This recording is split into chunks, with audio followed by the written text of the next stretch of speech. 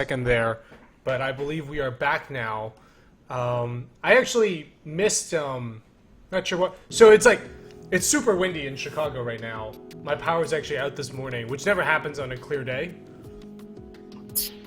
But you were talking about which games, you mentioned two games towards the end there, and I missed them. Yeah, just Braid and Banjo-Kazooie. I just want to have Banjo-Kazooie, yeah. it's like games I love, like that have influenced me. Right. And Yeah. like games of my career. I just think that'll be fun. There's a small Lingo reference. I mean, it's mostly like it's not for players to figure out. It's more of like just me, like Right. I don't know. This thing I like about that is just like paying homage to like games that have influenced me. Right. In just like subtle ways. Oh, okay.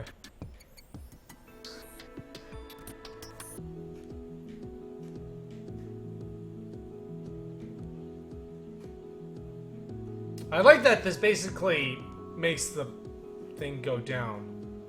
Right, it's a really nice chain reaction. So you saw that really fast. Normally that takes people a couple of minutes to figure out. So okay. that's pretty impressive. Well, I am a very good, very good puzzle solver. So, for this demo, you can choose what to play next. What should I do? Medium or harder? I feel like I'm gonna go with harder. Yeah, I'd say go with harder for now because it shows off the more unique mechanics of this game. Not afraid to flirt with danger, are we? Go get them, Tiger. This will not be in the final game. Okay. This is just. I was gonna say something about the text. It's completely out of like tone of the game. It is, yeah. It's super. No text. It's super zen, right? And it's this very abstract, very peaceful. I'm in the cosmos, and then there's like. Bizarre floating literal text. The only way these would work is if you got Jonathan Blow to say them, and then his like video. Narrate them. Yeah. Like very obscure sentences that mean something if you think about them for like weeks on end. Right. And I'll just have it narrated into the player's ears. Yeah. Interesting. Okay, so we have something new here. Oh. Okay. Oh, and I like that. Okay, so you almost got this like Metroidvania thing, right? I'm assuming whatever's going on here, I can't seem to solve. I need to get longer, probably. Don't spoil it, but I'm gonna continue moving. And I like that. I actually really, really like this, because you see the two paths, but you're like... So it's never you don't feel frustrated that you're stuck. Can I just go there? Anyway,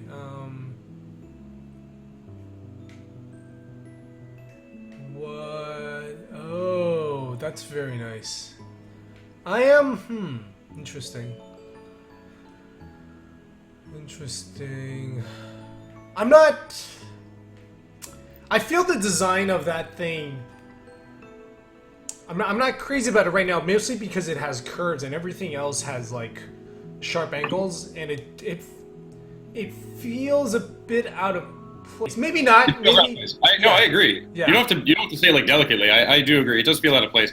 I mean, the previous version of it made even less sense. The previous version of it was actually just like it was a big square, and the square sort of like went like together like that, and like disappeared. And I decided I was like, okay, well, what if it's like something that you unravel? Right. Although you know what, there, but it doesn't fit in with the aesthetic of the game, and also it is a little bit tricky to see which way it's facing. It's like if you do the squint test, it doesn't pass that squint test.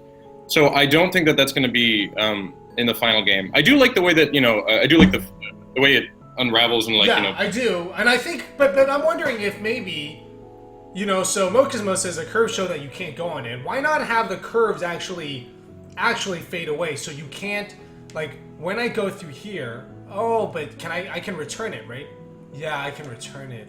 I was gonna say have the line disappear, but yeah, it should break the normal lines in some way. This is what Mokismo is saying, though I don't know if curves are the right way, but I do think it's cool because you can return it and make yourself shorter. I was gonna suggest having these lines actually disappear, so you wouldn't even see the fade away. Those opinions are gonna be like clearer. Okay. Based on your experience with this new mechanic. It's becoming very Metroidvania. like every game. People say Metroidvania. I need to figure out, like, I need to play some Metroid or Castlevania to figure out what people mean. Metroidvania just means like you come to a room that you can't get to at the beginning, and then later you get a power up and you can come back. And open up. So it's more that segment. I thought it was more complicated than that. That's pretty much more or less it, right? So it's like it's gating player progression through power-ups and then allowing players to like come back and revisit spaces and discover new things. I mean, so many games do that now. It's like I don't know if it's really meaningful to say something as Metroidvania. Okay, so it's a bit hard for me to go down here. I'm not sure if it's intentional.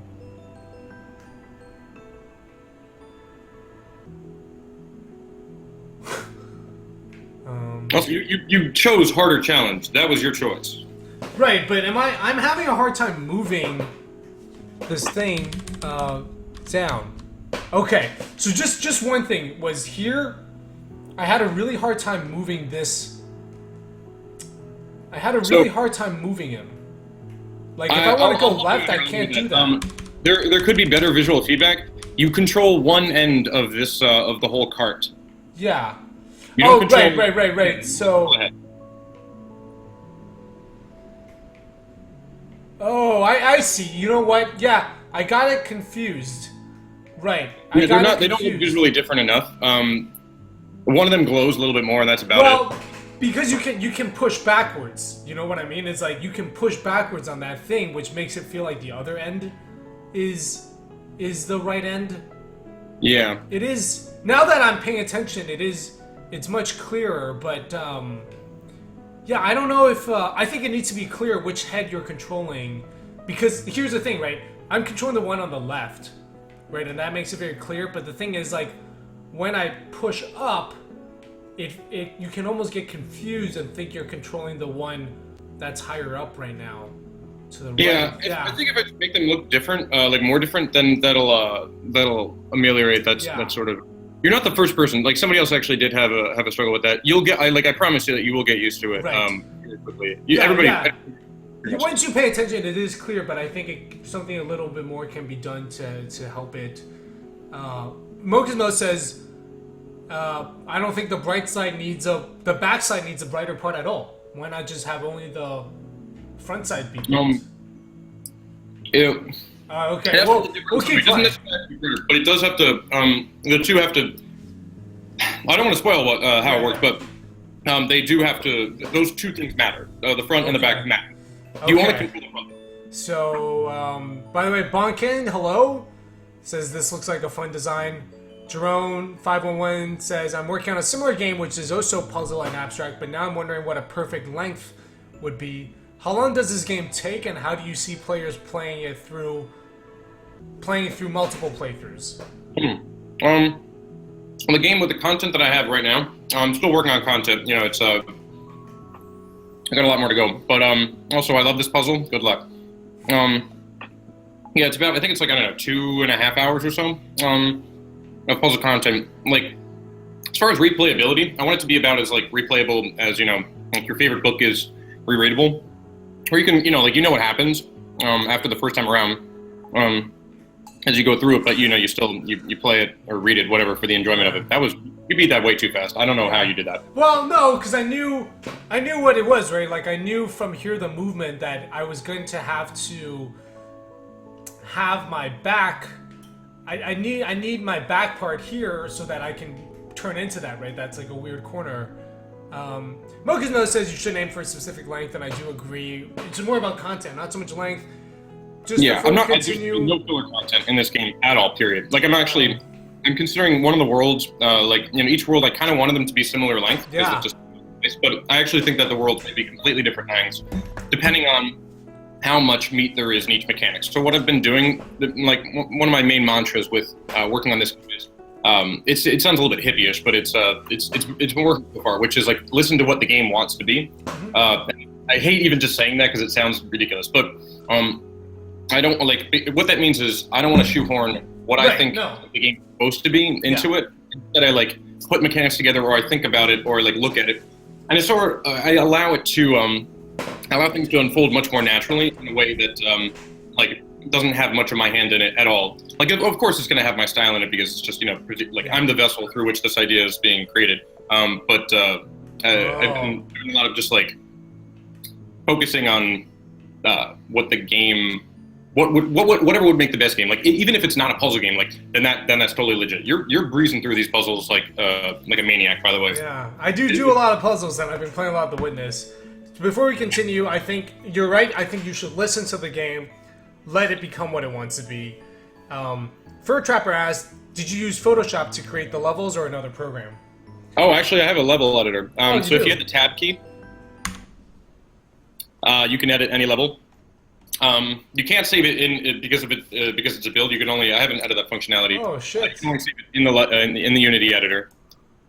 This should be like this could be the meta puzzle later on. You know, like if you want to go really meta, in the end you're not just moving the guy. You're changing the lines of the universe. This is yeah. I didn't consider that. That sounds pretty nuts. That sounds pretty out there. That's like puzzle. That's like if you've been making puzzles for so long, you're just like, I gotta find the meta-ness of all this. Like, right? Because then that just adds another challenge, which I think is very cool. Spherical Penguin also agrees that the game will work itself out as you're making it. I do think, you know what I think you should do is you should email this to Jonathan Blow. Email it to Jonathan Blow? Yeah, he's actually like incredibly approachable, and I think this is a game that he would like. He certainly has thought about line puzzles a lot. Yeah, that's true. But I think this is something that he would work, that he might like. He probably want more of the meta stuff, but yeah. The game. It's been hard for me to like. Yeah. It's just a fear of like, because I revere his design so much, and it's like one of the main reasons that I haven't emailed him or just contacted him directly is just because of fear of what he'll think. I know it's ridiculous, but it actually is a legitimate fear. Logically, when I think about it, my truth is not on the line at all. But it, just because of like somebody who you respect that much, it feels that way. But actually, I totally agree with what you're saying. But it's like he would be the guy you want feedback on, right? Yeah, like the thing is, like I actually do think about him when I make a lot of these puzzles, and I think WWJBD or whatever. Yeah, I kind of want to use I think that's like my new catchphrase. Yeah. But like he helped me see the possibilities, like with Braid, of ultimate like elegance in puzzle design, right, and simplicity. And that's like I wanted to make a game that was entirely about that really just makes that its main core personality trait. I actually met him. You know the party where we met. I met Jonathan for the first time at that party. Yeah, I noticed actually you guys were talking. And then he left afterwards. But I was like, I told him about my game, and he's like, then the next day he sent me an email and was like, dude, where can I get a demo of this? And I was pretty stoked. So, you're just working your way up. First you meet me, then you meet him. Yeah. And then it's Kojima.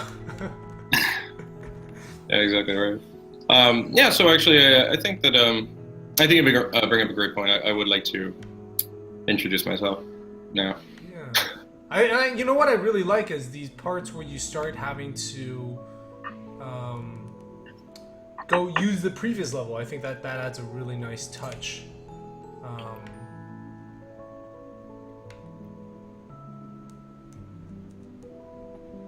Yeah, it's been interesting. Like having the levels all connected is like it's a blessing and a curse, because it's great because it allows for so much like flexibility, and it allows for so many more possibilities. It also just feels better, like if the whole world is connected. Right. The downside of it though is it's just a nightmare for like at least for these levels. It's so difficult to have them be in order, like logically have the puzzles be in logical puzzle order, but you also have like the correct amount of length when you leave a puzzle and enter the next. Right. So I try to make it as seamless as possible. I try to make it look as if it's not even a consideration. Yeah. But it is. It's like it's difficult. It's challenging. This world actually, I do want to work on it a little bit more. I do think it needs a little bit more work. So we are coming up on 3 p.m. and Spherical Penguin. Well, Treeform says he accidentally created a 6+ hour puzzle game. And Spherical Penguin says, I'm always worried about what people think about my games, even if it's just my wife. Yeah, honestly, like what I've been working through is I've been reading a lot of the work of Brene Brown. Who is this? And sorry, Who is this author you mentioned? Brene Brown. So she's a shame researcher. It's not that bad. But she basically talks about like how the power of vulnerability and like human connection and stuff like that.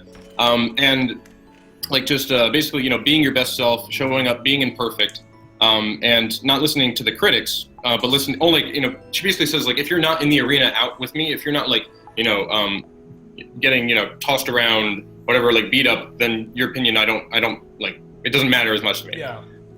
But yeah, so from her work, I'm trying to focus on not attaching any of my self-worth to any of my products because that's too dangerous for me. I don't want to risk that because like if a product does well and I attach my self-worth to it, then it's like I'll be afraid of like creating anything after that because how could I want to retain my identity, Yeah. But conversely, if it's if it does poorly, then it's like my self-worth is right. and then I feel bad or whatever. So I want to make this like as separate from me as possible. I think that is something that's very it's a hard thing to balance, right, when you're doing something creative, because creativity, it's not like you're not crunching numbers here, right? If you're just crunching numbers, that's very separate from you. Yeah. Right. But this work, it's very personal. It's very personal. But for me, that's something I struggle too, which I've gotten better at. Is to not, like you said, to not put. You do have to put some of it in because that's what makes this game yours. But you also don't want that to be the only thing, which is why I think it's so important to have like a support network and people outside of games. I mean, it's a wonderful industry, right? But it is an industry where everybody is attracted to success, right? So people maybe do look at your game differently depending on how successful it is. And I think, right, people want to listen to successful devs, but you also have friends that it's also good to have friends that just don't care, whether your game does well or not. Yeah, it's important to have those. By the way, and I have do these things always shrink when I'm on the line, or is that just something new, or have they been doing that since the beginning? They've been doing that, but you only encounter that for the first time, like in the previous level. You haven't encountered that since until like a level ago. But they've always happened. They've always done it, right? They always will. Okay. That's actually, it's funny. Like I didn't know what to do if you have a line with length on a moving street, and then if you hit the switch for that moving street, like what happens? For a long time, actually, Right. I had to sever the line. That's a really nice touch, I think, actually. I decided though to make it block off the line because that actually allows for a lot of really interesting. Actually, I'm going to say skip this level. It's stupid. I won't say that often, but this one, just skip it. It's not stupid. It's continue, just it's a little bit. move ahead. Okay. Yeah, keep going here. So instead of having it, actually, to answer whose question, Treeform. So go to the right here. This is what it looks like. I've sort of like half cut this out of the game. I haven't decided exactly how I'm going to be, how I want this to exist. But I want the player to have a perspective as to where they are within the world.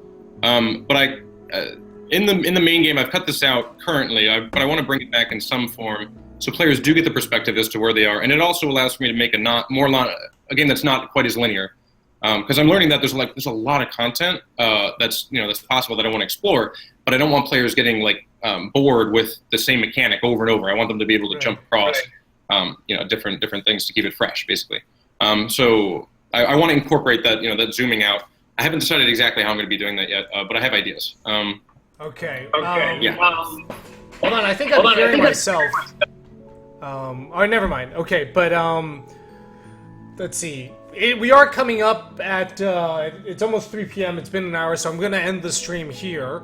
All right, yeah, sure. We're gonna start playing, but let's stick around and see if people have any more questions. And also, if you are enjoying the stream, you should definitely follow my channel, help it grow. And once again, we are talking to it's Brett Taylor, Bat Zerk on the Twitter. This game is Linelight, which has been in development for about 6 months. It's being made with Unity, 7 months. Unity, it's Windows, Mac at the moment, and I think probably in the next few weeks we'll see it on Greenlight and release in the next few months. Are there any events coming up that you will be at GDC? Yes, I'll be at GDC. So the next couple events, next week, for those of you in the New York area, there's a playcrafting demo night on the 25th. I believe that's next Thursday, so it's about a week from now. My game will be one of the 8 in the lineup. So I'll be showing it there, and if you want to play it, if you want the opportunity to play test it, and maybe meet me and give high fives and stuff, then I'll be there. And I think it's like, I don't know, $10 or $15 or something to register, and they provide pizza, which is kind of cool too. And you'll get to see some other really neat games as well. Right. So I'll be there. That's next week. And where is this? It's in New York City. It's in New York City. I'm like 90% sure it's in the Microsoft building on 42nd, like right next to Port Authority, like 42nd and 8th. It's almost always there, so I'm pretty sure it's there. If you're actually interested in going, go to the playcrafting, or like just go to playcrafting.com. Okay. It's like there's only a few events, and it'll be on that site. Then after that, so I'll be at GDC as well. I'm going to be a CA, so I'll have one of those neon T-shirts, helping run the show as well. Right. I will actually. If you're very nice to Brett, he can let you into talks. No. No promises. It depends on your badge. Anyway, so I will be at GDC. I haven't gotten confirmation back yet, but I'm pretty sure I'm going to be showing my game at GDC. I think it's GDC Mix. Okay. That's on Monday night. Yeah, that's Monday night, exactly. Yes. That's on Monday. And then after that, I'm going to be at PAX East at the Indie Mini booth, which is really fantastic. exciting. Yeah, that's going to be great. Yeah, are you going to be there as well? I will not be going to PAX East. So I am, for me, these events are not... Stuff like that isn't as helpful to me now from a playtesting standpoint, just because that intro, we've playtested so many times. I'll be at GDC, but, I'm showing it Day of the Devs, and then I love GDC. That's just like more of a time to check in with other developers and get feedback, and it's not quite, it's very much a work thing, but out of all the events I go to, it's definitely the one that most feels like a vacation, just like hanging out with friends and not working. Although this year, because I'm showing, I think it's going to feel like more like work. But yeah. Yeah. Anyway, so I'll be at PAX East, and then also at IndieCade East, which is in May. I'm going to be I'll have a show. That's in New York City. Yeah, that's in New York. That's in Queens at the Museum of the Moving Image, and that's in May. Hopefully, May that'll be close to when this is going to come out. Ish. Oh yeah, I'd like to. The thing is, I know that the game doesn't need more than like 2 months of work if I'm able to prioritize properly. So I'm not going to delay its release. I'm going to try to get it out pretty much as soon as I can. Wonderful. Matt B, hello, welcome to the stream. We are just finishing up. Matt says this looks fantastic. Good job making an original puzzle game. Thanks, Matt B. You're pretty. So linelightgame.com.